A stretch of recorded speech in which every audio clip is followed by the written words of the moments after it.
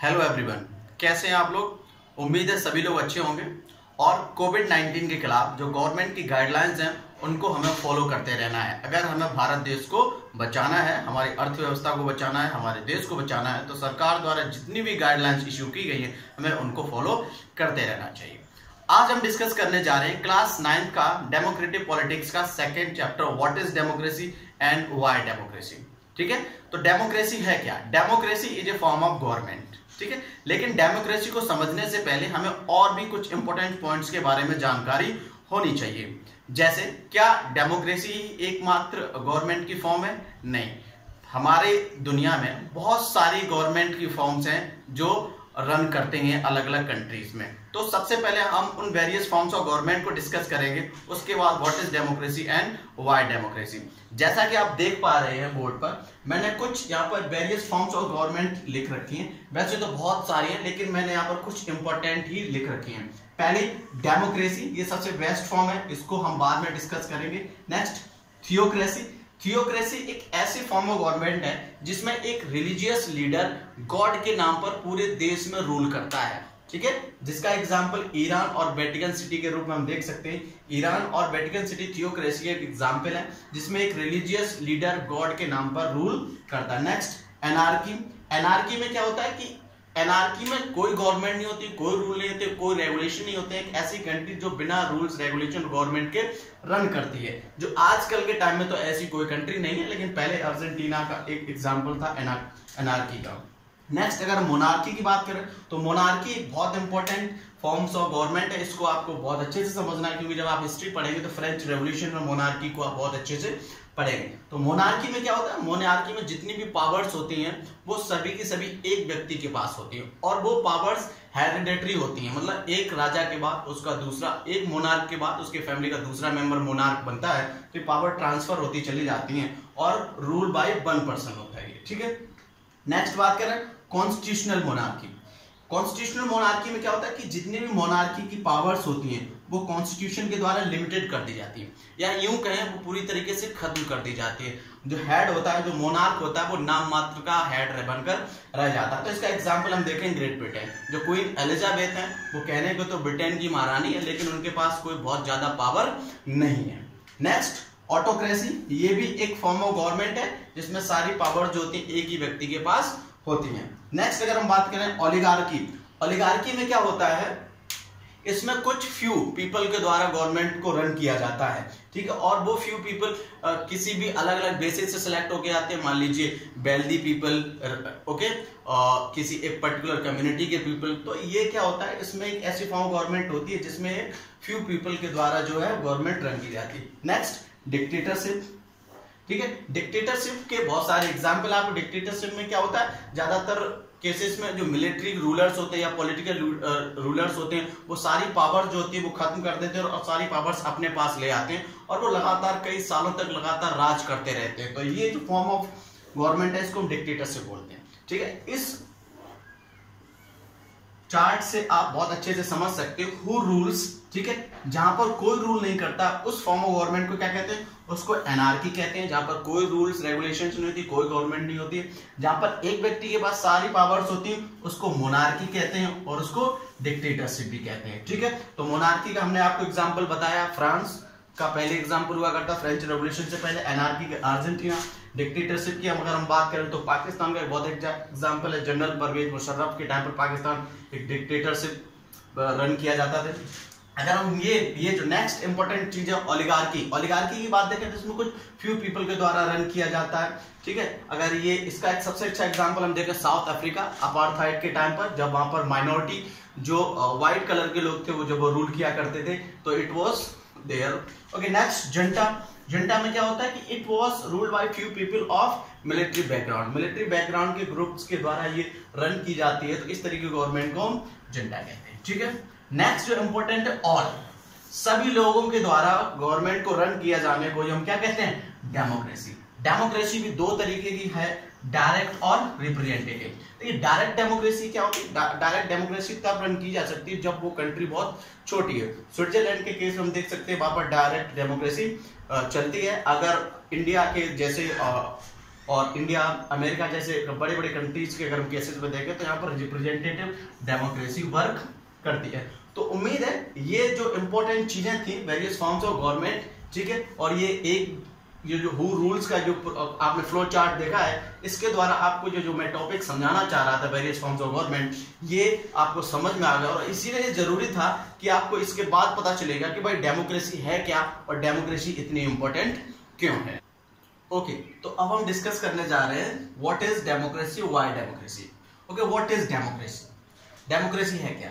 Democracy जो word है ये ग्रीक वर्ड से मिलकर बना है, डेमोस और क्रेटिया। दो ग्रीक वर्ड से मिलकर बना है, demos and kratia. Demos means people, kratia means to rule, ठीक है। तो कहने का मतलब है पीपल रूल, ठीक है, एक ऐसी फॉर्म ऑफ गवर्नमेंट जहां पर लोगों का शासन हो, रूल बाय द पीपल। इसके बहुत सारे आप डेफिनेशन आप देख सकते हैं। एक जनरल बे की जो डेफिनेशन है, रूल बाय पीपल। डेमोक्रेसी किस तरीके की गवर्नमेंट है जहां पर लोगों के द्वारा रूल किया जाता है, ठीक है, रूल बाय पीपल। नेक्स्ट अगर हम देखें जो बहुत ही इंपॉर्टेंट डेफिनेशन है, जो अमेरिका के 16th प्रेसिडेंट हुए थे अब्राहम लिंकन, उन्होंने एक डेमोक्रेसी बहुत डेफिनेशन दी, बहुत अच्छी, जो काफी यूज में लाई जाती है। उनकी डेफिनेशन के according democracy is A government of the people, यहां पर ध्यान दीजिए, of the people, bye the people and for the people.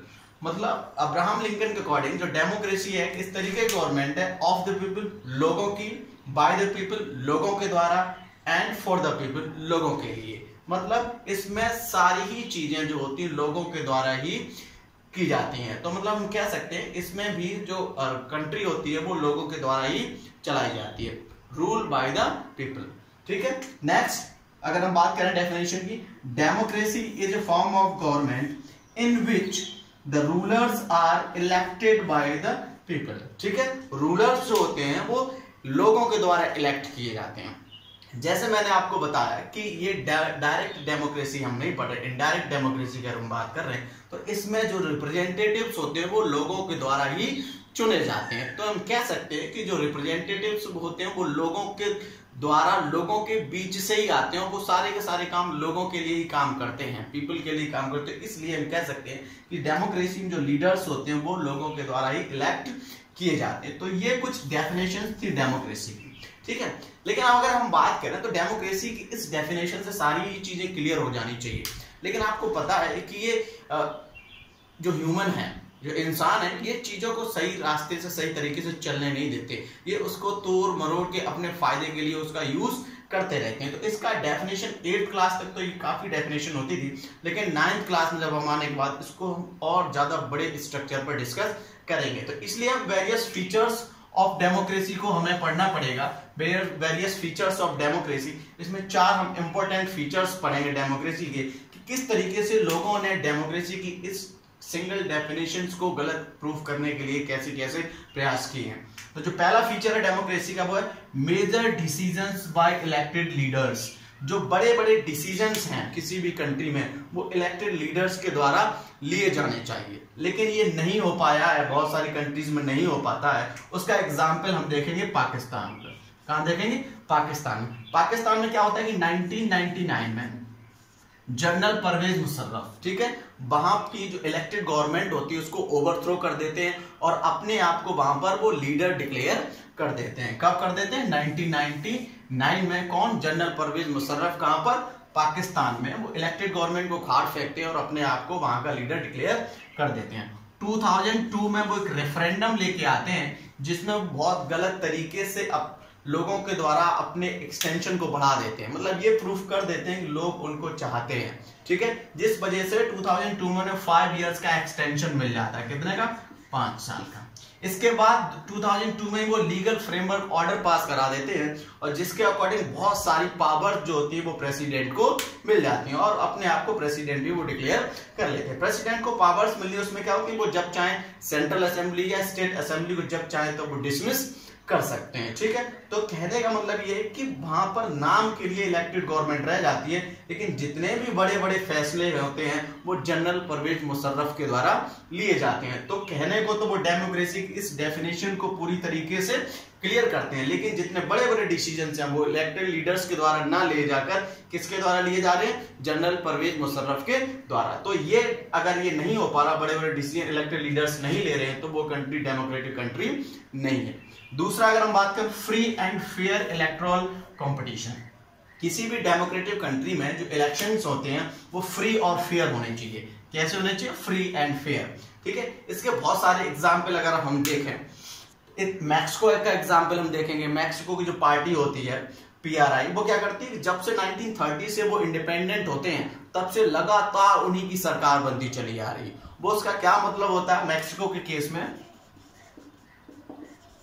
कि वो जितनी भी अदर पार्टीज होती हैं उनको इतना ज्यादा इंपॉर्टेंस नहीं देते। रेडियो, टेलीविजन, सेंसरशिप सभी की सभी गवर्नमेंट की होती है, उनका कोई ऐड नहीं हो पाता है। टाइम टू टाइम जैसे इलेक्शन का टाइम होता है तब उनके बूथ चेंज कर दिए जाते हैं, वोटिंग सेंटर उनका चेंज कर दिया जाता है। तो बहुत सारी मेल प्रैक्टिसेस की वजह से वो अपने अपोजिट पार्टीज को पूरा मौका नहीं देते हैं, ठीक है। इसका एक एग्जांपल हम चाइना के केस में देख सकते हैं। चाइना में क्या होता है कि कोई भी व्यक्ति जो भी इलेक्शन में कंटेस्ट करना चाहता है वो चाइना की कम्युनिस्ट पार्टी ऑफ चाइना का मेंबर होना चाहिए। वहां पर 8 और छोटी छोटी पार्टियां हैं, लेकिन वो भी तभी अपने कैंडिडेट को कंटेस्ट कर पाएंगी जब उनको कम्युनिस्ट पार्टी ऑफ चाइना से परमिशन मिली हो। तो वहां पर 3000 रिप्रेजेंटेटिव इलेक्ट किए जाते हैं, जिनमें बहुत सारे मिलिट्री बैकग्राउंड के भी होते हैं। लेकिन चाइना के केस में अगर हम देखेंगे तो वहां पर सिर्फ एक ही पार्टी है, तो वहां पर लोगों के पास क्या नहीं है, चॉइस नहीं है। तो वहां पर भी free and fair elected competition नहीं हो पा रहा है, क्योंकि लोगों के पास चॉइस भी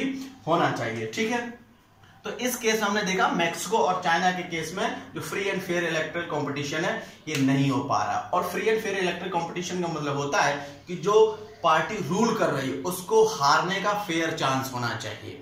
तभी तो हमें पता चलेगा कि अगर जो रूलिंग पार्टी उसने सही से काम नहीं किया तो लोग उसको उसके अगेंस्ट वोट जाकर उस पार्टी को रूल से बाहर कर सकते हैं। तो हम चाइना के और मैक्सिको के केस में ऐसा होता हुआ नहीं दिख रहा है, ठीक है। अगर हम नेक्स्ट बात करें 1 पर्सन 1 वोट 1 वैल्यू की, ठीक है। तो इसमें क्या होता है, एक व्यक्ति का एक वोट होना चाहिए, उसकी वैल्यू भी इक्वल होनी चाहिए। बहुत सारी कंट्रीज ने यूनिवर्सल फ्रेंचाइजी जो है उसको सही एक साथ इम्प्लीमेंट नहीं किया, अलग अलग देशों में अलग अलग टाइम पर इम्प्लीमेंट किया है। तो 1 पर्सन 1 वोट 1 वैल्यू की अगर हम बात करें तो सऊदी अरेबिया का एग्जाम्पल है, जहां पर 2015 से पहले विमेन को वोट डालने का अधिकार नहीं था। एस्टोनिया के केस में अगर हम देखें तो वहां पर जो रशियन बैकग्राउंड के जो लोग हैं उनको एस्टोनिया के लोग वोट डालने में बहुत सारी समस्या क्रिएट करते हैं, बहुत प्रॉब्लम उनको फेस करनी पड़ती है। जो रशियन मूल के लोग हैं, किस कंट्री में, एस्टोनिया। एस्टोनिया यूरोप का एक छोटा सा देश है। और अगर एग्जांपल की हम बात करें फिजी, फिजी एक छोटा सा देश है, टापू है, आइलैंड है। तो अगर फिजी के केसेस में बात करें तो वहां पर जो वहां के ओरिजिनल फिजियंस हैं उनके वोट की वैल्यू कम है, और जो बाहर से बसे हुए लोग हैं जो फिजी में रहते हैं उनके वोट की वैल्यू कम है। तो ऐसे केसेस में एक व्यक्ति की एक वोट की एक वैल्यू नहीं है। तो ये भी क्या एक फीचर है जो होना चाहिए डेमोक्रेटिक कंट्री में। जो कुछ कंट्रीज हैं जो इन सारे फीचर्स को डिनाई करती हैं। Next, rule of law and respect for rights. Rule of law का मतलब होता है सारे रूल्स और रेगुलेशन जो है सबके लिए कैसे होने चाहिए, इक्वल होना चाहिए, और जो उस देश की कॉन्स्टिट्यूशन में जो राइट्स मिले उनकी रिस्पेक्ट करनी चाहिए। इसके केस में अगर हम देखेंगे तो जिम्बाब्वे के केस में ZANU-PF पार्टी जो है पिछले कई सालों से लगातार वो चुनाव जीतती चली जा रही है। जो रॉबर्ट मुगाबे हैं जो वहां के प्रेसिडेंट है, 1980 में जब उन्हें आजादी मिली तब से वो अपनी पार्टी को इस तरीके से उन्होंने बना के रखा है कि वो एक पॉपुलर लीडर तो हैं लेकिन कभी दूसरी पार्टीज को वो आने ही नहीं देते, क्योंकि बहुत सारे ऐसे मेल प्रैक्टिसेस, बहुत सारे फॉल्स मीन्स यूज कर रहे हैं जिससे लगातार उनकी सरकार वहां पर बनती चली जा रही है। तो पॉपुलर लीडर होने के बाद भी उस कंट्री में रूल ऑफ लॉ नहीं है और रिस्पेक्ट फॉर राइट्स नहीं है। तो ये कुछ वेरियस फीचर्स जो आपने डेमोक्रेसी के देखे ये इसलिए इंपॉर्टेंट हैं कि ये सारे ही फीचर्स जिन कंट्रीज में नहीं है, कहने के तो वो डेमोक्रेसी है लेकिन वो रियल में डेमोक्रेसी नहीं है। तो डेमोक्रेटिक कंट्री होने के लिए ये कुछ इंपॉर्टेंट वेरियस फीचर्स हैं, ये होने बहुत ही जरूरी है। तो अब हम लोग डिस्कस करने जा रहे हैं व्हाई डेमोक्रेसी। डेमोक्रेसी ही क्यों इंपॉर्टेंट फॉर्म ऑफ गवर्नमेंट है, जबकि हमारे पास बहुत वेरियस फॉर्म्स ऑफ गवर्नमेंट है। जैसे कि हमने शुरुआत में डिस्कस किया था सभी वेरियस फॉर्म्स ऑफ गवर्नमेंट के बारे में, अगर हम उसको देखेंगे तो हम ये देखते हैं कि डेमोक्रेसी ही एकमात्र हमारे पास ऑप्शन है जो इन सबसे बेहतर होने के साथ साथ इसमें ज्यादा लोगों की इन्वॉल्वमेंट होती है। तो सबसे बेहतर ऑप्शन वही होता है कि जिसमें ज्यादा से ज्यादा लोग शामिल हो सके। तो इसलिए हम डेमोक्रेसी को और other forms of various forms of government से इसको प्रीफर करते हैं। ठीक है, तो अब हम बात करते हैं, जैसे कि आपको पता है कि ये every coin has two aspect, हर एक सिक्के के दो पहलू होते हैं। तो डेमोक्रेसी में भी कुछ पॉजिटिव चीजें हैं, कुछ नेगेटिव चीजें भी हैं। तो हम पहले नेगेटिव चीजों के बारे में डिस्कस करते हैं। आर्गुमेंट अगेंस्ट डेमोक्रेसी, वो क्या चीजें हैं जो डेमोक्रेसी की अगेंस्ट जाती हैं। तो इसमें अगर हम पहला पॉइंट देखें, leaders keep changing in democracy, this leads instability. Democracy में क्या होता है कि जो लीडर्स होते हैं वो चेंज होते रहते हैं लगातार। पहले तो एक टेन्योर होता है, फिक्स टेन्योर किसी डेमोक्रेसी में 4 साल का, अगर अमेरिका के केस में देखें तो वहां पर 4 साल होता है, इंडिया के केस में देखें तो 5 साल होता है। उसके बाद में भी बीच में गवर्नमेंट जा सकती है अगर किसी के पास मेजोरिटी नहीं रहती। तो जिससे क्या होता है कि सरकार जो गवर्नमेंट होती है वो चेंज होती है। तो इस चेंज होने की वजह से लीडर्स चेंज होते हैं। तो लीडर्स चेंज होने के साथ साथ साथ क्या होती है, इनस्टेबिलिटी होती है, जो स्थिरता होती है उसमें कमी आ जाती है। ठीक है, तो ये पहला नेगेटिव पॉइंट है। नेक्स्ट सेकेंड पॉइंट की बात करें, democracy is all about political competition and power play, there is no scope for morality. ठीक है, डेमोक्रेसी में क्या होता है कि जितना भी आप ज्यादा पॉलिटिकली इन्फ्लुएंस कर लेंगे लोगों को, उतने ही आपको जीतने के चांस जो होते हैं वो कैसे बढ़ते चले जाते। तो ये पॉलिटिकल कॉम्पिटिशन और पावर प्ले का एक तरीके से गेम होता है डेमोक्रेसी में, जिसको पॉलिटिकल कंपटीशन जिसको बढ़ोतरी मिल जाएगी, जो ज्यादा लोगों को इन्फ्लुएंस कर लेगा, उसके जीतने के चांसेस बड़े चले जाते हैं। इसमें मॉरलिटी की कोई बिल्कुल भी जगह नहीं है। नेक्स्ट अगर हम बात करें, so many people have to consulted, this leads delays. बहुत सारे लोगों के साथ डिस्कशन होता है, तो जिसमें कभी कभी जो डिसीजंस होते हैं वो बहुत देरी से होते हैं, लेट होते हैं। अगर इंडिया के केस में देखें, अगर आपको कोई डिसीजन लाना है, कोई रूल बनाना, लॉ अगर बनाना है, तो पहले वो पार्लियामेंट में जाएगा। ठीक है, पार्लियामेंट में पहले वो लोकसभा में जाएगा, वहां से पास होगा, फिर वो राज्यसभा में जाएगा, उसके बाद राष्ट्रपति के पास जाएगा। ठीक है, उस पर कभी कभी डिस्कशन भी होता है। तो इस केसेस में बहुत सारे जो इंपॉर्टेंट डिसीजन लेने होते हैं उसमें डिले हो जाती है। नेक्स्ट अगर हम बात करें, elected people do not know the best interest of the people, कि जो लोग क्या होता है कि जो इलेक्शन होता है उसमें कभी कभी ऐसे लोग कंटेस्ट करते हैं जो लोग पर्टिकुलर काम के लिए बेहतर नहीं होते हैं, या लोग उस लीडर्स के पास जानकारी नहीं होती है। अगर वो इलेक्टेड लीडर्स इलेक्ट होके आ जाते हैं, लोगों के द्वारा इलेक्ट हो जाते हैं, उनके पास जानकारी नहीं होती है, पर्टिकुलर इन्फॉर्मेशन नहीं होती है कि लोगों के लिए बेहतर क्या है। तो इस वजह से भी जब उन्हें पता ही नहीं होगा लोगों के लिए बेहतर क्या है, तो उसके बेहतरी से वो काम भी नहीं कर पाते हैं। ठीक है, नेक्स्ट अगर हम बात करें, डेमोक्रेसी लीड्स टू करप्शन।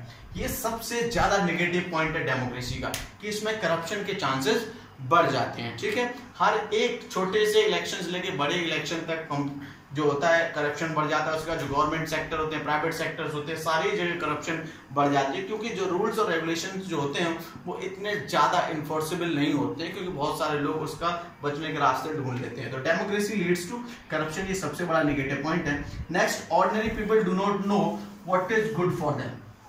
जो साधारण लोग होते हैं, ऑर्डिनरी कॉमन पीपल होते हैं, उनके पास इतनी जानकारी नहीं होती कि उनके लिए क्या अच्छा है। और ये इसलिए नहीं हो पाता, बहुत सारे डेमोक्रेसी में अगर इंडिया के केस में देखें तो लोग इतने ज्यादा एजुकेटेड नहीं है। तो अगर पढ़े लिखे लोग नहीं है तो उनको नहीं पता होता है कि उनके लिए क्या बेहतर है, किस ऑप्शन के साथ जाना चाहिए, किस पॉलिटिकल पार्टी के साथ जाना चाहिए, कौन सी पार्टी हमारे देश के लिए या हमारे लिए बेहतर काम करने वाली है। तो जो कॉमन पीपल, ऑर्डिनरी पीपल, उनके पास इंफॉर्मेशन की कमी होती है। और इंफॉर्मेशन की कमी इसलिए होती है क्योंकि वो कहीं ना कहीं अनएजुकेटेड लोग होते हैं। तो ये कुछ पॉइंट्स थे आर्गुमेंट्स अगेंस्ट डेमोक्रेसी। ओके, तो अब हम डेमोक्रेसी का second aspect, arguments for democracy, वो क्या आर्गुमेंट्स हैं जो डेमोक्रेसी को सपोर्ट करते हैं, उनको हम डिस्कस करने जा रहे हैं। तो जो पहला पॉइंट है, democratic government is a better government because it is more accountable form of government. ठीक है, अकाउंटेबल मीन्स इसकी जवाबदेही ज्यादा होती है। वो कैसे, इसको समझने के लिए हम थोड़ा वापस जाते हैं। 1958 और 61 का जो ड्यूरेशन था, उसमें चाइना में एक फेमाइन आया। फेमाइन की वजह से क्या हुआ कि बहुत सारे लोगों की बार डेथ हुई, और जो डाटा है उसके अकॉर्डिंग तो वहां पर 3 करोड़ मतलब 3 करोड़ लोगों की जान गई। और वैसे ही कंडीशन कहीं ना कहीं इंडिया में भी थी, लेकिन इंडिया में इतना ज्यादा नुकसान नहीं हुआ। उसकी वजह ये थी कि जो इंडिया की गवर्नमेंट थी वो डेमोक्रेटिक गवर्नमेंट थी और चाइना में नहीं थी। तो इंडिया की गवर्नमेंट ने बहुत सारे काम किए, लोगों के लिए बहुत सारे ऑप्शन है, जो फूड सिक्योरिटी थी उसको ज्यादा अप्लाई किया, ज्यादा से ज्यादा लोगों तक खाना पहुंचाया, जिस वजह से इंडिया में जो डेथ रेट था वो कम था और चाइना में डेथ रेट बढ़ गया। वो इस वजह से हुआ कि भाई इंडिया डेमोक्रेटिक कंट्री, तो यहाँ पर अलग भी और भी बहुत सारी पार्टीज थी चाइना में ऐसा नहीं, वहां पर सिंगल पार्टी रूल है। तो क्या होता है कि जो डेमोक्रेटिक गवर्नमेंट होती है वो ज्यादा अकाउंटेबल होती है, क्योंकि उसकी जवाबदेही बनती है, उससे क्वेश्चन पूछने वाले लोग होते हैं, अपोजिशन पार्टी होती है, अपोजिशन लीडर होते हैं, तो जिसको उन्हें जवाब देना होता है, इसलिए उनके काम करने, अच्छे काम करने के चांसेस ज्यादा होते हैं। ठीक है, तो इसलिए डेमोक्रेसी एक बेटर गवर्नमेंट है। Next, democracy improve the quality of decision making. Democracy में क्या होता है कि डिसीजन मेकिंग काफी अच्छी होती है, वो इस वजह से क्योंकि यहाँ पर बहुत ज्यादा डिस्कशन और कंसल्टेशन होता है, उसके बाद ही कोई डिसीजन लिया जाता है। जैसे इंडिया के केस में देखें, कोई बड़ा डिसीजन लिया जाता है तो पार्लियामेंट में प्रॉपर डिस्कशन होता है, उसमें जो गवर्नमेंट के लोग होते हैं, जो अपोजिशन लीडर होते हैं, वो सारे लोग अपनी बात रखते हैं, उसके बाद ही डिसीजन लिया जाता है। तो इसलिए डेमोक्रेसी में क्वालिटी ऑफ डिसीजन कैसी होती है, अच्छी हो जाती है। नेक्स्ट इंपॉर्टेंट क्या है, democracy provides a method to deal with the differences and conflicts. देखिए, डेमोक्रेसी एक बहुत अच्छा मौका देती है कि डिफरेंसेस और कॉन्फ्लिक्ट्स जो लोगों के बीच में होते हैं उसको इम्प्रूव करने के लिए। ठीक है, इंडिया के केसेस में देखें तो India as a country of diversity, यहाँ पर बहुत सारे रिलीजन लैंग्वेज हैं, तो यहाँ पर इस डेमोक्रेसी में बेहतर ऑप्शन होता है कि लोगों के जो डिफरेंसेस हैं उनको रिड्यूस किया जा सके और उनमें ब्रदरहुड, भाईचारे की भावना को लगातार बढ़ाया जा सके। और जो इंडिपेंडेंट जुडिशरी इसमें भी बहुत अच्छा रोल प्ले करती है कि जो इंडिया की जुडिशरी है या डेमोक्रेटिक गवर्नमेंट की जो जुडिशरीज होती हैं वो इंडिपेंडेंट होती हैं, तो वो डिस्प्यूट को, कॉन्फ्लिक्ट को अच्छे तरीके से सॉल्व करती है। नेक्स्ट, फोर्थ अगर पॉइंट की बात करें, democracy is better than other forms of government because it allows us to correct its own mistakes. Democracy एक ऐसी फॉर्म ऑफ गवर्नमेंट है जिसमें मान लीजिए कभी गवर्नमेंट से कोई मिस्टेक हो जाती है तो उस मिस्टेक को वो चेंज कर सकते हैं, उसको करेक्ट कर सकते हैं, और लोग भी बताने के लिए होते हैं, अपोजिशन पार्टीज होते हैं, अपोजिशन लीडर्स होते हैं जो उनको बताते हैं कि भाई इस तरीके की चीजें चल रही हैं, जो आपने डिसीजन लिया गलत हुआ, तो उस डिसीजन को करेक्ट भी किया जा सकता है। उसके बाद जुडिशरी भी होती है, जुडिशरी भी अगर कोई डिसीजन गवर्नमेंट के द्वारा लिया गया और वो सही नहीं है, लोगों के वेलफेयर के लिए नहीं है, तो जुडिशरी उसको उस गवर्नमेंट को डिसीजन वापस लेने के लिए कह सकती है, तो ये एक अच्छा ऑप्शन में प्रोवाइड करती है। It enhances the dignity of the citizen. अब ये इतने जब इंपॉर्टेंट पॉइंट्स डिस्कस हो ही रहे हैं और ये सब किसके लिए हो रहे हैं, लोगों के लिए, तो जब उस देश के लोगों के लिए इतने अच्छे बेहतर काम हो रहे हैं तो लोगों की जो डिग्निटी है वो बढ़ जाती है, रिस्पेक्ट बढ़ जाती है, क्योंकि रूल ऑफ लॉ होता है, किसी के साथ कोई डिस्क्रिमिनेशन नहीं होता है, जिस वजह से लोगों की अपनी जो डिग्निटी है वो भी लगातार एनहेंस होती चली जाती, बढ़ती चली जाती। तो ये कुछ पॉइंट्स थे जो हमने डिस्कस किए argument for democracy. For means democracy को सपोर्ट करने वाले आर्गुमेंट्स। ओके, अब लास्ट टॉपिक इस चैप्टर का है broader meaning of democracy. Democracy को आपने बहुत अच्छे से समझा, इसकी क्या नेगेटिव पॉइंट्स हैं, क्या पॉजिटिव पॉइंट्स हैं, ये दूसरी फॉर्म ऑफ गवर्नमेंट से क्यों ज़्यादा बेटर है, ये सारी चीज़ें आपको समझ में गई। लेकिन अभी भी डेमोक्रेसी का जो ब्रॉडर मीनिंग अगर हम देखें तो इसमें अभी बहुत सारी चीज़ों को अचीव करने की ज़रूरत है। देखिए, डेमोक्रेसी बेस्ट नहीं है, ये जितने भी हमारे पास ऑप्शन हैं उनमें से सबसे अच्छा है, और डेमोक्रेसी को भी और ज़्यादा इम्प्रूव किया जा सकता है, इसको और ज़्यादा बेहतर बनाया जा सकता है। वो कैसे बेहतर बनाया जा सकता है?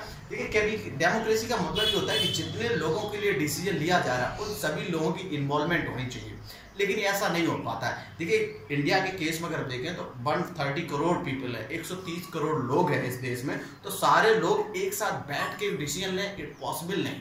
और अगर मान लीजिए कोई छोटी कंट्री भी है, अगर वहाँ एक साथ लोग बैठ भी जाते हैं तो सारे लोगों के पास क्या जानकारी है उस टॉपिक पर, उस डिसीजन पर, क्या पर्टिकुलर इंफॉर्मेशन है जो दे सकें, तो अभी हमें इस पर भी काम करने की ज़रूरत है। ठीक है, मान लीजिए घर का एक एग्जाम्पल ले सकते हैं। अगर जो घर होता है वहां पर आपने देखा बहुत सारे फैसले डेमोक्रेटिव लिए जाते हैं कि अगर मान लीजिए 1 मंजिल घर है, उसको 2 मंजिल घर बनाना है, तो घर के सारे फैमिली मेंबर्स एक साथ हो जाते हैं, फिर पूछते हैं भाई घर 2 मंजिल बनाना है, क्या इस बार शुरू काम कर देना चाहिए? तो घर के लोग होते हैं वो राय देते हैं और फाइनली बाद में अगर उनको लगता है कि उनके पास बजट है तो उसको आगे बनाते हैं, अगर उसको लगता है बजट नहीं है तो 1-2 साल के लिए उसको डिले कर देते हैं, पोस्टपोन कर देते हैं। ठीक है, तो ये डेमोक्रेसी का सबसे अच्छा फंक्शन करने का तरीका होता है, लेकिन ये तब हो पाता है जब लोग कम हो या हमारे पास कुछ ऐसे रिसोर्सेज हैं कि सारे लोगों को एक साथ जोड़ा जा सके। दूसरा, सारे लोगों के पास पर्टिकुलर टॉपिक से रिलेटेड पूरी जानकारी होनी चाहिए जिससे कि वो अपने व्यूज उस पर रख सकें। तो ये कुछ ऐसी इंपॉर्टेंट चीजें हैं जिसपे अभी हमें काम करने की जरूरत है। इसके साथ साथ एक और अगर हम बात करें तो पॉवर्टी एक बहुत बड़ा इश्यू है डेमोक्रेटिक कंट्रीज के लिए, जिसको पूरी तरीके से खत्म करना बहुत जरूरी है, जो नहीं हो पा रहा। जितनी भी डेवलपिंग कंट्रीज हैं उसके लिए पॉवर्टी एक बहुत बड़ा इश्यू बन के रह गया। दूसरी अगर हम बात करें ठीक है। तो दूसरा इंपॉर्टेंट पॉइंट है हेल्थ, जिस पर अभी डेमोक्रेटिक कंट्रीज को काम करना बहुत जरूरी है, क्योंकि सारे लोगों को हेल्थ मिलना चाहिए, जैसा कि डेमोक्रेसी में होना चाहिए, हर व्यक्ति के लिए इक्वल ट्रीटमेंट होना चाहिए। तो हेल्थ के सेक्टर पे भी अभी डेमोक्रेटिक कंट्रीज को बहुत सारा काम करने की जरूरत है। अगर हम बात करें तो एजुकेशन, ये सबसे इंपॉर्टेंट सेक्टर है। लोगों के पास अगर एजुकेशन ही नहीं होगी तो उनके पास इन सारी चीजों के जो मायने होते हैं वो इतने ज्यादा इंपॉर्टेंट नहीं हो पाते, क्योंकि उनके पास जानकारी नहीं होती। तो अभी एजुकेशन, हेल्थ और पॉवर्टी के इन तीनों ही सेक्टर में बहुत ज्यादा काम करने की जरूरत है। ठीक है। और भी बहुत सारे प्राइवेसी राइट टू प्राइवेसी है, सभी लोगों के लिए लाइट का इंतजाम होना चाहिए, खाना मिलना चाहिए, ठीक है, ट्रांसपोर्ट फैसिलिटी सबकी बेहतर होनी चाहिए, लिविंग स्टैंडर्ड किस तरीके से हर एक व्यक्ति का बढ़ाया जा सके। तो ये डेमोक्रेसी के कुछ टारगेट हैं, डेमोक्रेसी के, जो डेमोक्रेसी आगे आने वाले फ्यूचर में अचीव करने की कोशिश की जाएगी। डेमोक्रेसी से मतलब डेमोक्रेटिक कंट्रीज के ये टारगेट है जिनको वो आगे आके अचीव करने की कोशिश करेगा। उम्मीद है ये आपको चैप्टर बहुत अच्छे से समझ में आ गया होगा। ठीक है। अगर कोई प्रॉब्लम, आप लोगों के साथ एक और बात करनी है। जैसा कि आप लोगों को पता है कि इस YouTube चैनल से आप 6th, 7th, 8th, 9th और 10th की सोशल साइंस से जुड़े हुए सारे टॉपिक को पढ़ने को आपको मिलेंगे। ठीक है। तो मेरा आप लोगों से एक रिक्वेस्ट है कि आप इस चैनल को, मेरे वीडियोस को ज्यादा से ज्यादा लोगों तक शेयर करें, जिससे कि ज्यादा से ज्यादा लोगों को इस सोशल साइंस को समझने में बहुत ज्यादा हेल्प हो सके। अगर आपको चैनल पसंद आ रहा है तो आप सब्सक्राइब, लाइक और शेयर करें। नहीं पसंद आ रहा तो भी आप सब्सक्राइब, लाइक, शेयर करें। और जो चीजें आपको लग रही हैं जिसमें इंप्रूवमेंट हो सकती है तो आप उसके लिए कमेंट सेक्शन में जाके आप कमेंट कर सकते हैं, क्योंकि जब आप सब्सक्राइब, लाइक, शेयर करते हैं तो जो आपके लिए मेहनत की जा रही है उसको थोड़ा करने में और ज्यादा मजा आता है। और आप लोगों से एक रिक्वेस्ट है कि लॉकडाउन की वजह से बहुत सारे रिसोर्सेज अरेंज नहीं हो पा रहे हैं। ठीक है। एक बार लॉकडाउन ओपन होने के बाद वीडियो की क्वालिटी आपको बेहतर मिलेगी। ठीक है। और मैं आपको कंटेंट तो वैसे ही बहुत अच्छा मैं आपको प्रोवाइड कराने की लगातार कोशिश कर रहा हूँ। अगर इसमें और ज्यादा कोई जरूरत होगी तो वो भी आपको प्रोवाइड कराया जाएगा। ठीक है। उसके बाद कंपटीशन के लिए भी जो इंपॉर्टेंट टॉपिक हैं वो भी आपको डिस्कस किए जाएंगे। इसके बाद अगर आपको कोई टॉपिक लगता है जो आपको समझना चाहते हैं वो भी आप बताएंगे तो उस पर भी वीडियो बनाया जा सकता है। ठीक है। बनाया जाएगा ही, इस चीज को ध्यान रखें। तो आप जो चैनल का नाम है ऋषिज मंत्रा, इसको आप सब्सक्राइब करें, लाइक करें और जितना ज्यादा से ज्यादा लोगों तक आप शेयर करें, शेयर करने की कोशिश करें। Thank you so much. I really appreciate your time. Thank you.